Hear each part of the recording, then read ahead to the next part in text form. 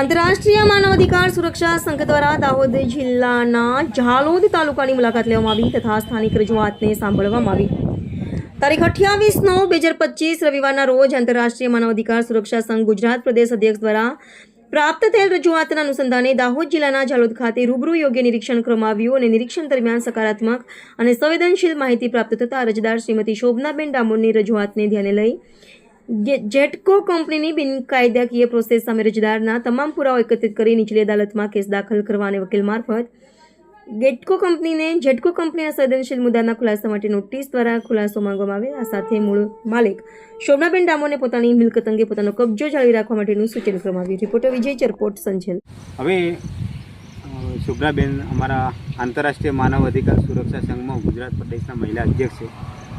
બેનની રજૂઆત પ્રમાણે અમે જોયું આ એપ્લિકેશન અમારી સંસ્થામાં આવી અને અમે લોકોએ અભ્યાસ કર્યો અને અભ્યાસના આધારે અમને જાણવા મળ્યું કે આ જે જમીન છે એ જમીનના મૂળ માલિક શોભનાબેન ડામોર અને અન્ય બીજા 8 વ્યક્તિઓ છે અને એ વ્યક્તિઓ પાસે તમામ પુરાવા છે આ જમીન બાબતના।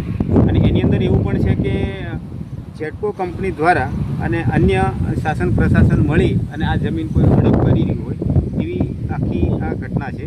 હવે એની અંદર મારું તો કહેવાનું એટલું છે કે માનવ અધિકારના નિયમ પ્રમાણે અને માનવ અધિકારના નાતે હું એટલું કહી શકું આમાં કે સરકારે શાસન અને પ્રશાસને બંને આમાં વિચાર કરવું જોઈએ કે ખરેખર માનવ અધિકાર વિરુદ્ધના આ બધા સરકારી કામકાજ થઈ રહ્યા છે અને ઘણી બધી એવી ઘટનાઓ છે કે જ્યાં ગરીબ લોકો પોતાની સંવેદનાને જાહેરમાં આવીને બોલી નથી શકતા છે। કોઈ એ લોકો પોતે પીડાય છે પરંતુ જ્યાં એ લોકો રજૂઆત કરવા જાય છે તો એમની રજૂઆતને કોઈ યોગ્ય પ્લેટફોર્મ પર સાંભળવામાં આવતી નથી।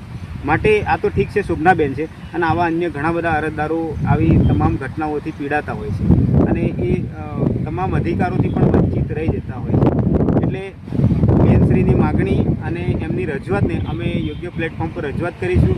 સ્થાનિક અહીંયા કલેક્ટર શ્રીને પણ જણાવીશું, કોર્ટમાં પણ આ મેટરને દાખલ કરીશું અને જેટકો કંપનીને પણ જણાવીશું કે તમે જે બી કરતા હોય વાંધો નથી, અમને કોઈ પણ તકલીફ નથી, પણ તમે યોગ્ય પ્રમાણે ધારાધોરણ પ્રમાણે જે યોગ્ય વળતર હોય એ ચૂકવો અને પછી જ એને એ જમીન હોય કે ગમે તે અન્ય કોઈ મિલકત હોય એનો ઉપયોગ કરી શકો છો।